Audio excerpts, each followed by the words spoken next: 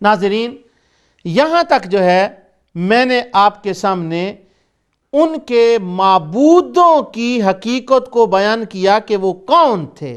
اب آپ سمجھ لیں، جب یہ کہتے ہیں، ہم پڑھتے ہیں لا الہ الا اللہ محمد رسول اللہ صلی اللہ علیہ وسلم، جب کہتے ہیں نا لا الہ الا اللہ، تو اس کا انسائیڈ جو میننگ ہے وہ یہ ہے، لام کو لمبا کرتے ہیں، لا الہ، کوئی معبود نہیں۔ کیا مطلب؟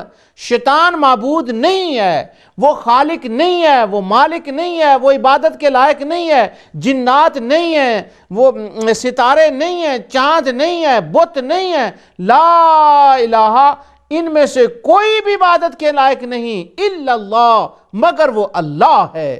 سبحان اللہ، لا الہ الا اللہ جب کہتے ہیں کہ کوئی نہیں، تو ہم ان سب کا انکار کر رہے ہوتے ہیں اور اللہ وحدہ لا شریک کی وحدانیت کو مان رہے ہوتے ہیں۔ جب سب کا انکار کر کے اس ایک کو مانتے ہیں، تو اس کو پورے قرآن و سنت میں کہا گیا افضل الذکر لا الہ الا اللہ، تمام ذکروں میں سب سے زیادہ ذکر جو اس مخالق کائنات کو پسند ہے وہ ہے لا الہ الا اللہ۔ کیوں؟